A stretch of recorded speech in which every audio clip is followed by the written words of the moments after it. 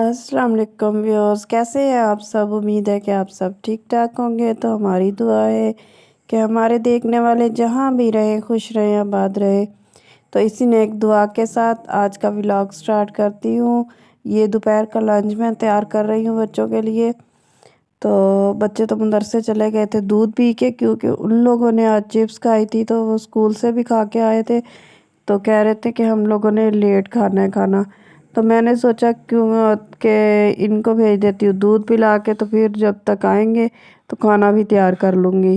तो वो तो जा चुके थे दूध पी के ही। अब मैंने ना यहाँ सालन मेरा पड़ा था गोभी और आलू का। आलू और जो चिकन मैंने डाला था वो थोड़ा सा सालन पड़ा था।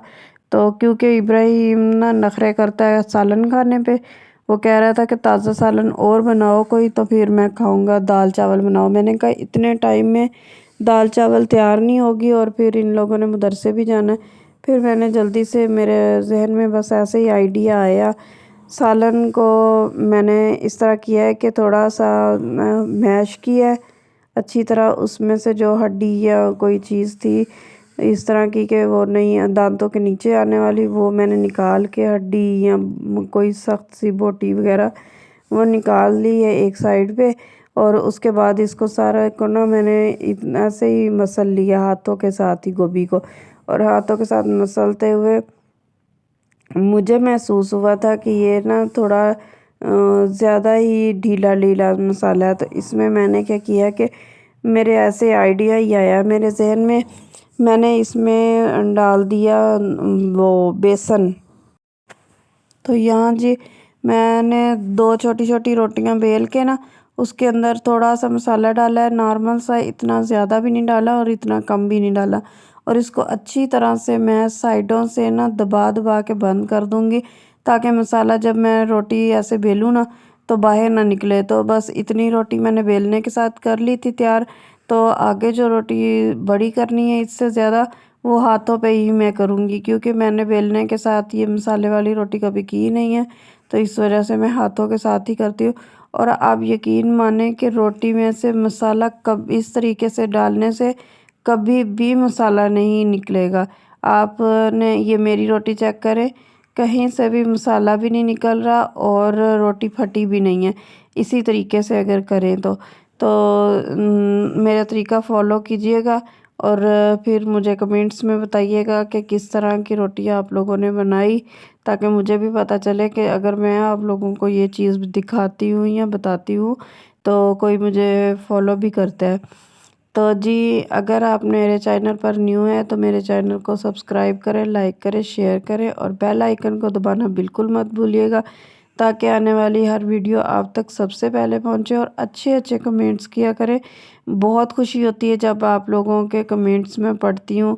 तो जी और दूसरा ये कि ना मैं एक दो पता नहीं सब्सक्राइबर मेरे हैं, वो शायद उनको पता नहीं चलता या जानबूझ के करते हैं। एक बार तो वो सब्सक्राइब कर देते हैं, मगर दूसरी वीडियो जब देखते हैं वो फिर दोबारा सब्सक्राइब करते हैं तो वो कम हो जाता है, और अगली वीडियो पे फिर दोबारा वो सब्सक्राइब करते हैं और ज़्यादा हो जाता है। पता नहीं ये यहाँ तो इनको पता नहीं है। तो चलें जी, अपनी अपनी मर्ज़ी होती है, हर किसी का दिल किया तो किसी को सपोर्ट कर लिया, नहीं तो ना सही, अल्लाह मालिक होता है। तो जी यहाँ देखें जी मेरे पराठे का कलर कितना अच्छा बन के आया है। तो ये खस्ता सा और करारा सा पराठा तैयार है। जिसने खाना है तो मेरे पराठे को टेस्ट चखें कैसा बना है। तो आप ज़रूर बनाइएगा ताकि आप लोगों को पता चले कि किस तरह का टेस्ट है। और दूसरा ये कि मुझे भी कमेंट्स में बताइएगा कि कैसा बना था। तो ये देखें, ये मेरा पराठा बन गया जी। अब मैं आप लोग को दिखाती हूँ ये खोल के कि इसमें से जो मसाला था मैंने डाला वो देखे कैसे चिपका हुआ है रोटी के साथ। ये इस तरह अगर करें ना तो फिर ये होता है कि रोटी फटती नहीं है, अच्छी लगती है जितनी भी बेल लें। तो यहाँ जी हमारी शाम की चाय का टाइम हो गया था। शाम की चाय हमने ना कहीं गए थे तो वहाँ पी थी।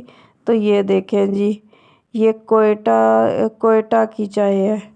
इसको कहते हैं कोयटा की चाय। ये कोयटा की चाय है, पता नहीं अल्लाह जाने इसमें कोयटा का कहाँ वो अमल दखल है, मगर मुझे तो चाय ही लग रही है। बाकी चले जो भी है उनकी मर्ज़ी, जो भी नाम रख लें, बस ऐसे ही रेस्टोरेंट वगैरह पे इसी तरह होता है। तो यहाँ मैं घर आ गई थी, मैं काम से गई थी बाहर, तो वो काम करके उसके बाद जब मैं घर आई ना, तो ज़ाहिर है आपको पता है दोपहर को मैंने सालन नहीं बनाया था और दाल पड़ी थी घर में। मैंने कहा चलो इस टाइम तो दाल ही बना लेती हूँ, जल्दी बनने वाली चीज़ तो वो यही है। तो मैंने दाल निकाल ली है। दाल में से हाथ निकालना हर बार ज़ाहिर है ज़रूरी है, वैसे तो साफ़ है मगर फिर भी जैसे कहते हैं ना लेडीज़ को तो शक रहता ही है। और वो ये भी कि धो ले अच्छी तरह, मल मल के धोइए।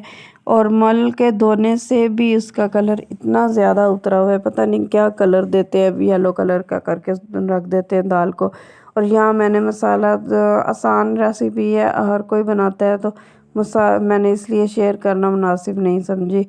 तो ये देखें जी, मैंने दाल भी डाल दी है और पानी भी साथ ही डाल दिया, ताकि जब तक दाल मतलब पानी गर्म होगा ना, तो दाल भी साथ ही उबलने लग जाएगी। साथ मसाला भून के मैंने जैसे डाला है। तो अभी तक बच्चे तो आए ही नहीं है कोचिंग से। तो मैंने ना यहाँ ये देखें जी, दाल बन के हो रही है, थोड़ा सा कमी है। कमी ये है कि मैं जब इसको दम पे रखूँगी ना, तो ये सेट हो जाएगी अपने आप ही। वैसे ये घुल चुकी है जैसे दाल होती है, मतलब दाना अलग अलग जो होता है ना दाल का, वो चीज़ नहीं है अभी। मगर इसको दम पे रखने की अभी ज़रूरत है थोड़ी सी, तो वो करूँगी। और साथ ही मैंने तवा भी रख दिया। तो मैंने कहा लाइट जाने से पहले पहले ना मैं सारे काम निपटा लूँ आज, ताकि ना कल मुझे बहुत लेट में हो गई थी कल। इस तरह के मैं कर रही थी सिलाई, तो उस चक्कर में ना कि लाइट है, चलो मैं सिलाई कर लेती हूँ उस टाइम तक, तो इस वजह से बस लेट हो गई। तो यहाँ मैंने बर्तन भी धो लिए सारे, और ये लंच बॉक्स वगैरह भी मैंने टोकरी में रखे हुए हैं।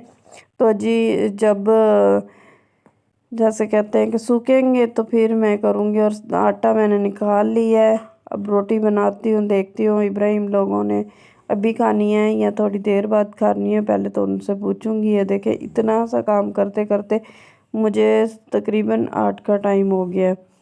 तो ये आ चुके थे बच्चे, वो तो अपने अपने कामों में मसरूफ़ है।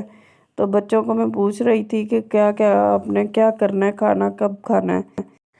और मुझे इब्राहिम का तो पता है, क्योंकि दाल जब भी बनती है ना, इब्राहिम तो रोटी चूर करता है उसमें दाल में और चम्मच के साथ खा लेता है। उसका तो मसला ही नहीं है, दाल बनी है तो वो तो इसी तरह करता है। और कभी कभी तो बिल्कुल ही वो ना अड़ जाता है अपनी बात पे कि मैं तो दाल नहीं खाऊंगा। और इसकी मस्तियाँ चेक करें, जैसे ही इसको पता चलता है ना कि कैमरा ऑन है, तो वो अपने हरकतों को लग जाता है। तो यहाँ ये देखें जी, मेरी दाल का कलर कितना अच्छा आया है ना, माशाल्लाह बोलिएगा। और यहाँ जी रोटी भी तैयार है, और रोटी को मैंने ऊपर से देसी घी लगाया सूखी रोटी बनाने के बाद। तो सूखी रोटी के ऊपर घी लगाया, देखें जी, जिसको पसंद है आए और खाएं, सो बिस्मिल्लाह। तो ये है जी मेरा खाना रात का। आज तो मैंने सादा सी डिश बनाई है, मगर ये है कि जब कोई दूसरी दवा मतलब सब्ज़ी वगैरह या कोई दूसरा सालन वगैरह खाते रहे ना, तो जब इस तरह दाल बनती है तो बड़ा ही मज़ा आता है दाल खाने में। वैसे आम ज़्यादातर दाल अगर बनाए तो फिर बंदा तंग आ जाता है। तो ये बस अल्लाह की कुदरत है, अल्लाह मियाँ की नेमतों में से एक नेमत है ये भी। तो जी खानी चाहिए, कहते हैं इसमें भी बहुत ताकत होती है या कैल्शियम वगैरह है, तो खानी तो चाहिए। और असल में ना मैंने पहले मैं करती थी कि मैं ये नहीं खा रही, मैं वो नहीं खा रही, मैं बहुत ज़्यादा करती थी। मगर अब अल्लाह का शुक्र है कि जो भी चीज़ बनती है ना, नहीं ज़्यादा खानी कोई बात नहीं, थोड़ी सी निकालो और खा लो रोटी, बस पेट ही भरना होता है। और पेट भर के अल्लाह का शुक्र करो। मगर ये है कि जब हम छोटे थे, हम किसी की नहीं सुनते थे कि हमने ये नहीं खानी वो नहीं खानी। तो अब जी वही काम बच्चों ने भी तो करना है ना, उनका भी हक है। तो अब इसी तरह बस नखरे वगैरह तो बच्चों के चलते ही रहते हैं। फिर मेरे ना थोड़ा सा कपड़े, मेरा टाइम बच गया था, तो मैंने कहा क्यों ना सुबह के लिए कपड़े भी प्रेस करके रख दूँ इनके पापा के, ताकि सुबह सुबह जब लाइट अगर चली भी जाए ना तो मेरे लिए टेंशन ना बने। इसलिए मैं इनके कपड़े इस्त्री कर रही थी। और बाहर मुझे ना थोड़ी गर्मी लग रही थी, क्योंकि मैंने किया था चूल्हे पे काम थोड़ा घंटा डेढ़, तो मुझे गर्मी बहुत लग रही थी। फिर मैंने क्या किया कि यहाँ जो चारपाई बेड वाले कमरे में पड़ी है ना, उसी के ऊपर एक और खेस बिछाया और यहीं मैं आके ना करने लग गई। तो बच्चे भी हैरान थे कि मम्मा अब यहीं कर रही है। हालांकि मैं इधर नहीं करती, ज़्यादातर मैं वहीं करती हूँ जो टेबल किचन में मैंने इस्त्री के लिए बनाया है। तो वो तो ख़ास तौर पे मैंने बनाया भी इसीलिए था। तो जी मेरी आज की वीडियो पसंद कीजिएगा। अल्लाह हाफिज़।